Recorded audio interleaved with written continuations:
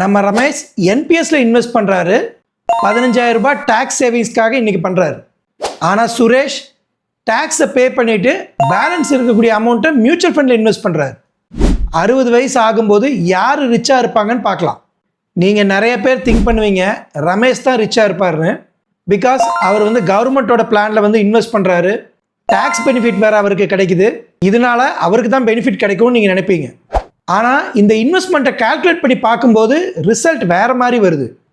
Actually Ramesh பார்த்தீங்கன்னா மிகப்பெரிய ட்ராப்பில் மாட்டுறாரு. 15,000 ரூபாய் அவர் டேக்ஸ் சேவ் பண்ணுறதா நினச்சிட்டு கிட்டத்தட்ட 58 லட்சம் ரூபாய் அவர் லாஸ் பண்ணுறாரு. நான் உங்களுக்கு அதை ப்ரூவ் பண்ணுறேன். இது என்னன்னு தெரிஞ்சுக்க முன்னாடி இது வரைக்கும் நம்ம சேனலை நீங்கள் சப்ஸ்கிரைப் பண்ணாமல் இருந்தீங்கன்னா மறக்காமல் சப்ஸ்கிரைப் பண்ணிக்கோங்க. அப்போ தான் இது போல் நம்ம போடக்கூடிய கண்டென்ட் உங்களுக்கு சேரும். வாங்க இன்னைக்கு வீடியோக்குள்ளே போகலாம். ஒரு உண்மை சொல்லுங்கள், எதுக்காக நம்ம என்பிஎஸ்ல இன்வெஸ்ட் பண்ணுறோம்? 50,000 ரூபா எக்ஸ்ட்ரா டேக்ஸ் டிடக்ஷன் கிடைக்குது அப்படிங்கிற ஒரே ரீசனுக்காக. நீங்கள் 30% டேக்ஸ் ஸ்லாபில் இருந்தாக்கா கிட்டத்தட்ட 15,600 ரூபாய் டேக்ஸ் சேவ் பண்ணுவீங்க. இதை பண்ணுறதுல ரமேஷ் ரொம்ப ஹாப்பியாக இருக்கார். ஆனால் உண்மை என்னன்னு தெரியுமா? 15,000 ரூபாய் சேவ் பண்ணுறதுக்காக அவரோட பணத்தை 30 வருஷம் லாக் பண்ண போகிறாரு. அவர் அந்த பணத்தை எந்த காரணம் கொண்டு வித்ட்ரா பண்ணவே முடியாது. அவங்க பொண்ணுக்கு கல்யாணனால அவரை பண்ண முடியாது. ஏதாவது ரொம்ப மெடிக்கல் எமர்ஜென்சி வந்துட்டால் நிறைய ஃபார்மாலிட்டி இருக்குது அந்த பணத்தை எடுக்கிறதுக்கு. உங்கள் பணத்தை எடுக்க நீங்கள் இவ்வளோ சிரமப்படணுமா? இந்த பார்ட் டைமாக இருக்கிற ஏஜென்ட்ஸ் இதை உங்ககிட்ட சொல்ல மாட்டாங்க. நீங்கள் 60 வயசு ஆகும்போது உங்கள் பணம் முழுசாக உங்களுக்கு கிடைக்காது. கவர்மெண்ட் நாம்ஸ் படி 60% தான் அதுலேருந்து நீங்கள் எடுக்க முடியும் டேக்ஸ் ஃப்ரீ மணியாக. பேலன்ஸ் இருக்கக்கூடிய 40% ஆனுவிட்டி பிளான், அதாவது பென்ஷன் பிளான் மூலமாக தான் நீங்கள் வித்ட்ரா பண்ண முடியும்.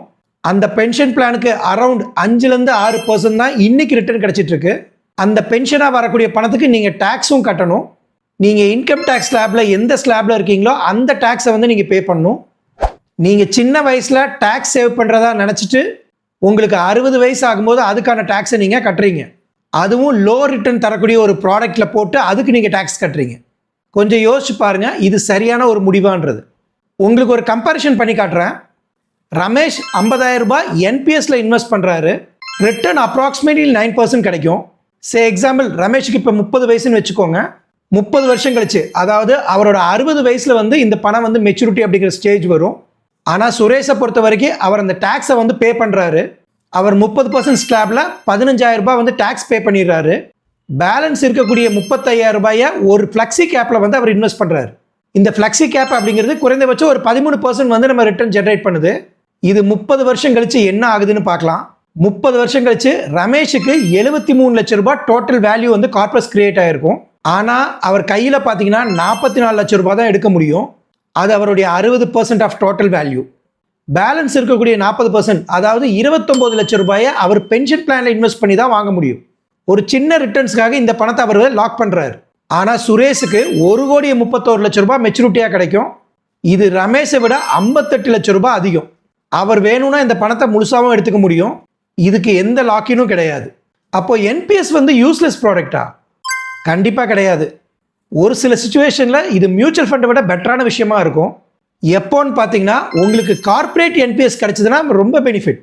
அதாவது உங்களோட எம்ப்ளாயர் பார்த்தீங்கன்னா உங்களோட பேஸ் சேலரியிலேருந்து 10% அவர் கார்ப்பரேட் என்பிஎஸ்ஸாக பிடிச்சாங்க அப்படின்னா உங்களுக்கு மிகப்பெரிய பெனிஃபிட். இது 80CCD செக்ஷன் 2க்கு கீழே வரும். இந்த மாதிரி உங்களுக்கு கார்ப்பரேட் என்பிஎஸ் கிடைச்சா கண்டிப்பாக வாங்கிக்கோங்க. ஆனால் வாலண்டியர் இன்வெஸ்ட்மெண்ட்டில் இந்த 50,000க்காக நான் 15,000 ரூபாய் சேவ் பண்ணுறேன் அப்படின்னு நினச்சி நீங்கள் பண்ணுறது அட்வைசபிள் கிடையாது. சின்ன வயசில் டேக்ஸ் பெனிஃபிட் கிடைக்கிறதா நினச்சி மிகப்பெரிய ஃப்ரீடமை நீங்கள் மிஸ் பண்ணுறீங்க.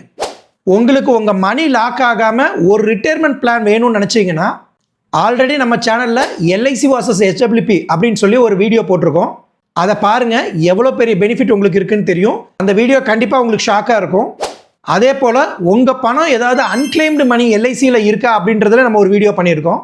இந்த 2 வீடியோவோட லிங்கை டிஸ்கிரிப்ஷன்லையும் இந்த வீடியோவோட எண்ட்லையும் நான் தரேன். நீங்கள் இதுவரை பார்க்காம இருந்தீங்கன்னா கண்டிப்பாக பாருங்கள்.